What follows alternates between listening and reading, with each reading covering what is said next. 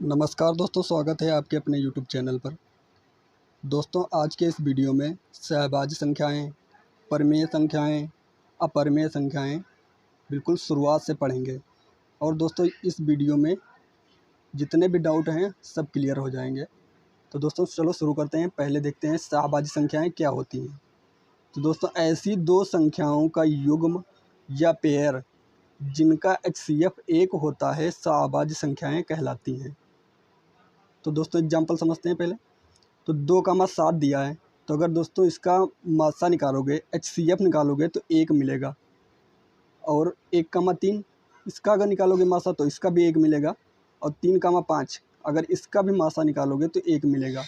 तो दोस्तों ऐसे जितने भी पेयर और युग्म बनेंगे तो जिनका HCF 1 होता है वो सब सहभाज्य संख्याएं कहलाती हैं दोस्तों। ऐसे दोस्तों अगर 37,5 लोगे तो इसका भी HCF 1 मिलेगा, तो वो भी सहभाज्य संख्या है।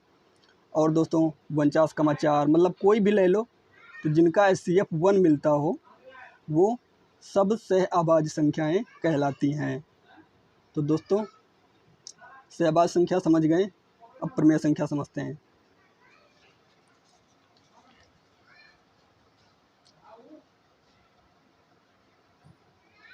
परिमेय संख्याएं दोस्तों, रेशनल नंबर्स वे संख्याएं जिनको P/Q के रूप में लिखा जा सके, जहां P व Q पूर्णांक हो और Q ≠ 0 हो तथा P व Q का HCF 1 हो।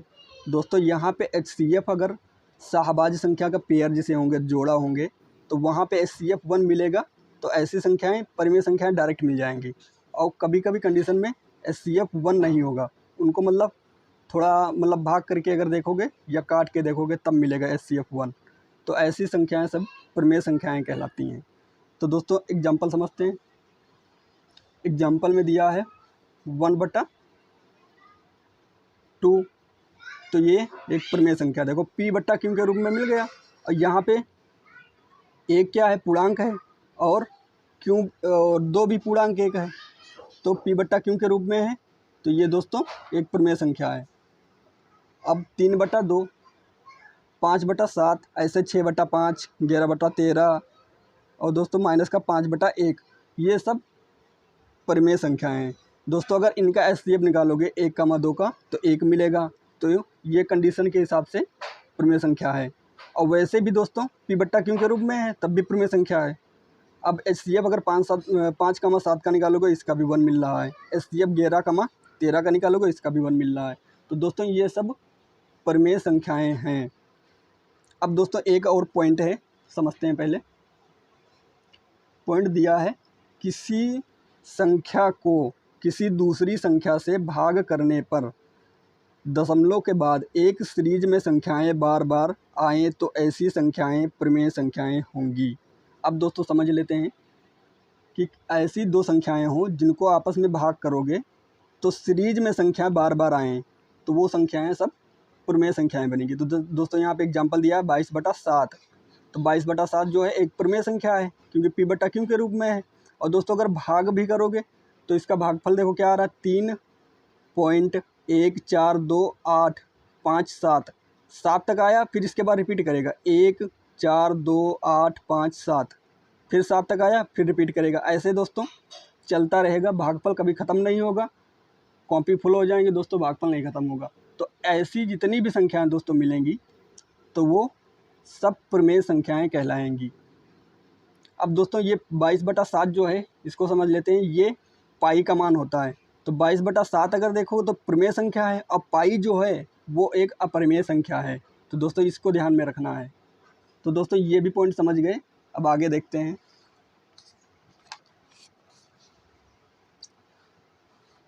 अब दोस्तों एक और पॉइंट है, इसको समझ लेते हैं। ऐसी दो संख्याएं जिनको भाग करने पर दशमलव के बाद एक या एक से अधिक अंकों पर पूर्ण रूप से भागफल आ जाए तो ऐसी संख्याएं परिमेय संख्याएं होती हैं।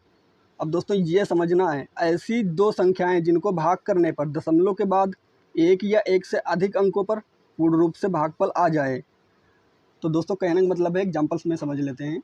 जैसे 1/2 है तो ये p बट्टा क्यों के रूप में है। अगर इसको भाग करोगे दोस्तों तो देखो कितना आता है 0.5। अगर इसको भाग करोगे तो देखो एक ही अंक पे पूर्ण रूप से भागफल मिल गया हमको। तो ये एक दोस्तों प्रमेय संख्या है।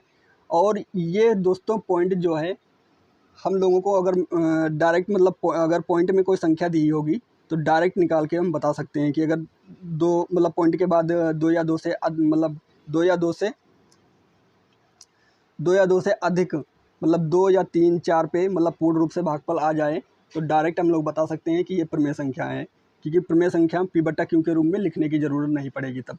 अब दोस्तों 1/5 इसको भी अगर निकालोगे तो 0.5 0.2, तो ये भी एक प्रमेय संख्या। इस तरीके से दोस्तों जितनी भी मतलब संख्याएं मिलेंगी 2 पॉइंट के बाद मतलब 2 या 2 से अधिक मतलब 3 4 5 अंकों पर पूर्ण रूप से भागफल मिल जाए तो वो सब संख्याएं प्रमेय संख्याएं कहलाएंगी। तो दोस्तों प्रमेय संख्या समझ गए। अब दोस्तों अप्रमेय संख्या समझते हैं।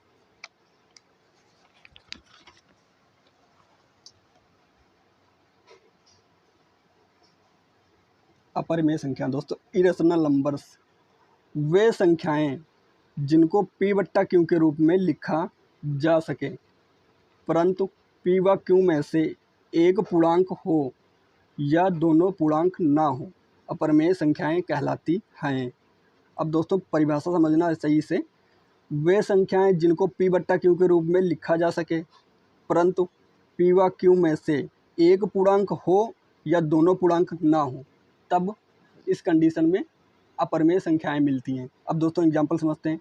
√2/3, तो रूट 2 क्या है दोस्तों, ये पूर्णांक तो है नहीं है, और ये 3 जो है ये पूर्णांक है, तो ये क्या एक अप्रमेय संख्या मिल गई, क्योंकि √2/3 तो ये अप्रमेय संख्या होगा। ऐसे दोस्तों √5/2 तो ये भी पूर्णांक नहीं है और ये पूर्णांक है, तो ये भी अप्रमेय संख्या। ऐसे दोस्तों जितनी भी हैं ये सब अप्रमेय संख्या है। अब दोस्तों एक कंडीशन में ये दिया है कि दोनों पूर्णांक ना हो, अप्रमेय संख्याएं कहलाती हैं। अब दोनों पूर्णांक ना हो तब रूट के अंदर 3/5, तब रूट के अंदर कोई भी संख्या पूर्णांक नहीं होती है दोस्तों, क्योंकि उसका पूर्ण वर्ग सही से नहीं निकलेगा, पूरा पूरा नहीं निकलता है। तो दोस्तों ये भी अप्रमेय संख्या है। अब दोस्तों अगला ये 11/13 रूट के अंदर है, तो ये भी एक अप्रमेय संख्या हो गई। तो दोस्तों ऐसी जितनी भी संख्याएं मिलेंगी वो अप्रमेय संख्याएं कहलाएंगी। अब दोस्तों अगला एक पॉइंट दिया है, ये मेन डिफिनेशन दोस्तों है, वे संख्याएं जिनका पूर्ण रूप से वर्गमूल निकाला ना जा सके अप्रमेय संख्याएं कहलाती हैं। अब दोस्तों ये परिभाषा समझ लिए। अब एग्जांपल देखते हैं। √2 का अगर दोस्तों पूर्ण वर्ग निकाला जाए तो पूर्ण रूप से नहीं निकलेगा, पॉइंटों में निकलेगा, तो दोस्तों ये पूर्ण रूप से नहीं निकलता है वर्ग। ऐसे √5, √7, √11, √13 जितने भी मतलब ऐसी बनेंगी संख्याएं जिनका पूर्ण रूप से वर्गमूल ना निकाला जा सके वो सब अप्रमेय संख्याएं कहलाती हैं। दोस्तों यही मेन डिफिनेशन है, जहाँ भी रूट में संख्याएं होंगी दिखे वो अप्रमेय संख्या हो गई। अब दोस्तों अप्रमेय संख्या समझ गए।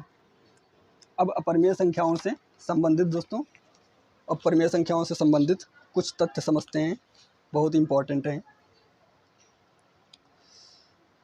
अब दोस्तों पहला दिया है, दो प्रमेय संख्याओं का योगफल क्या होता है। अगर दोस्तों दो प्रमेय संख्याएं हैं उनको अगर जोड़ोगे तो उनका योगफल क्या मिलेगा, तो दोस्तों यह एक प्रमेय संख्या मिलेगा। ये याद करने के लायक दोस्तों है। अब अगला देखते हैं, दो प्रमेय संख्याओं का गुणनफल क्या होता है। तो दोस्तों इसमें भी प्रमेय संख्या मिलेगी। अगर दो प्रमेय संख्याओं का गुणनफल निकालोगे तो दोस्तों एक प्रमेय संख्या ही मिलेगी। अब एग्जाम्पल समझते हैं। पहले में क्या दिया है, तो दो प्रमेय संख्याओं का योगफल, तो दो प्रमेय संख्याएं लेते हैं उसका योगफल निकाल के देखते हैं। तो जैसे 5/3 ये एक प्रमेय संख्या है क्योंकि p/q के रूप में है, अब p व q पूर्णांक भी हैं।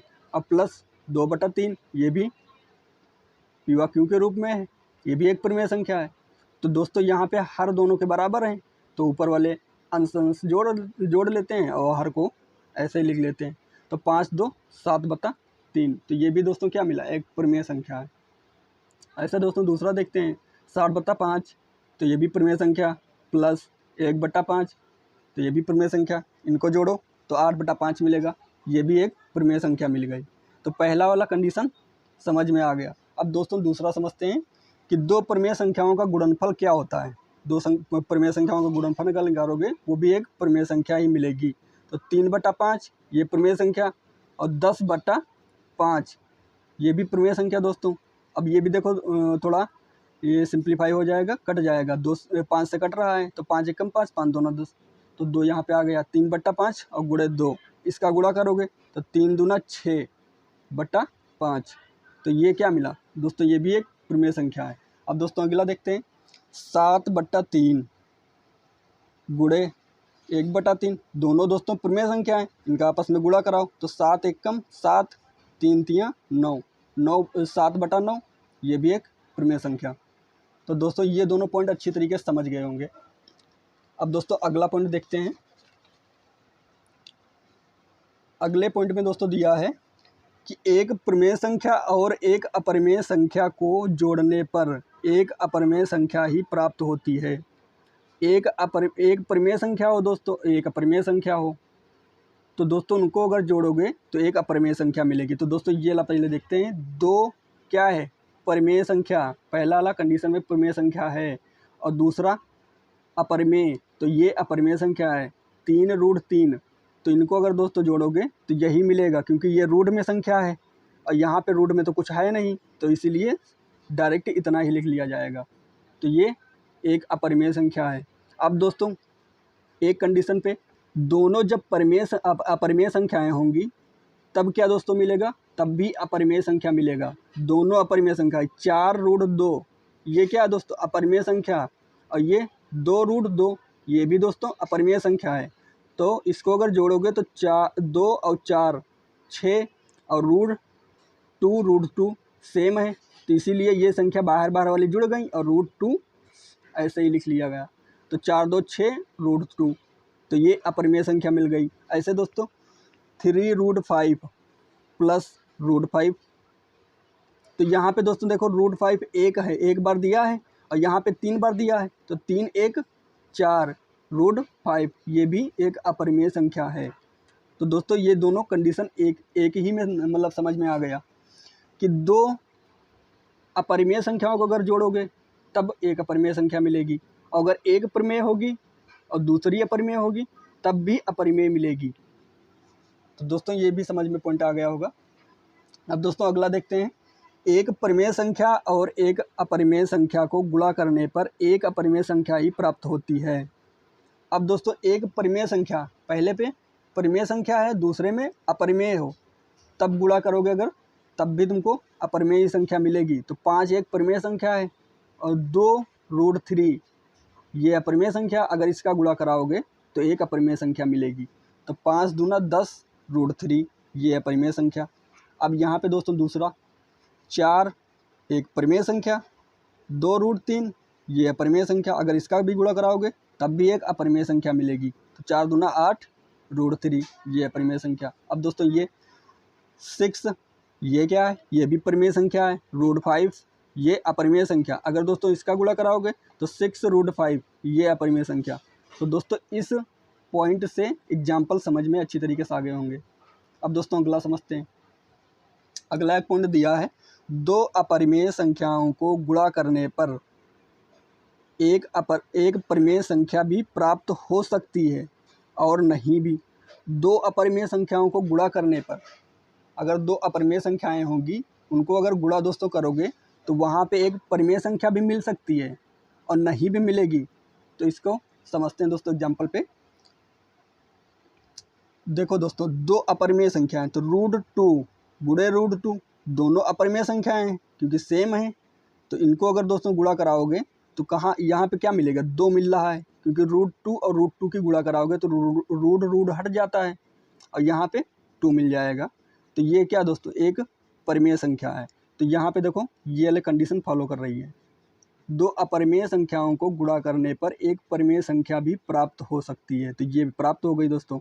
अब यहाँ पे दोस्तों एक दूसरा एग्जाम्पल है, 2√3 गुणे 4√3, अगर दोस्तों इनको गुणा कराओ तो देखो यहाँ पे √3 सेम है, तो इनको रूट के अंदर लिख लेते हैं 3√3।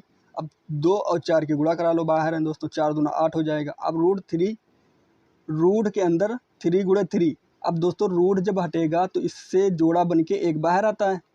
तो यहाँ पे दोस्तों 8 दिया था, 8 लिख लो, गुणे, क्योंकि गुणा का निशान यहाँ होता है। अब यहाँ से जब जोड़ा में 1 बाहर निकलेगा तो 3 लिख लिया जाएगा। तो 8 3 की गुणा करा लो, 24 आ जाएगा। तो दोस्तों 24 क्या है, एक परिमेय संख्या है। तो ये पहली कंडीशन मिल रही है। अब दोस्तों दूसरा एग्जाम्पल में देखते हैं। 4√3 ये अपरिमेय संख्या है, और गुणे √2 ये भी एक अपरिमेय संख्या है। अब दोस्तों इनका अगर गुणा कराओगे तब देखो क्या मिलेगा। तो 4 रूट के अंदर दोनों संख्याएं दी हैं, तो 3√2 गुणे 2, 3 गुणे 2। तो दोस्तों यहाँ पे 4 और 3 का गुणा कराओ, 3 दूना 6। तो ये दोस्तों कितना मिला, 4√6। तो यहाँ पे क्या है, ये अपरिमेय संख्या मिल रही है। तो ये वाली कंडीशन फॉलो कर रही है। और नहीं भी, मतलब दो अपरिमेय संख्याओं को अगर गुणा कराओगे तो परिमेय संख्या भी मिलती है और नहीं भी मिलेगी। ये दोनों दोस्तों समझ गए अच्छी तरीके से। अब दोस्तों आज की वीडियो में इतना ही रखते हैं, और आने वाली वीडियो में जो एग्ज़ाम में क्वेश्चन आते हैं बहुत ही इंपॉर्टेंट वो लाएंगे। तो दोस्तों अगर वीडियो अच्छी लगी हो तो लाइक ज़रूर करना दोस्तों, चैनल को सब्सक्राइब कर लेना।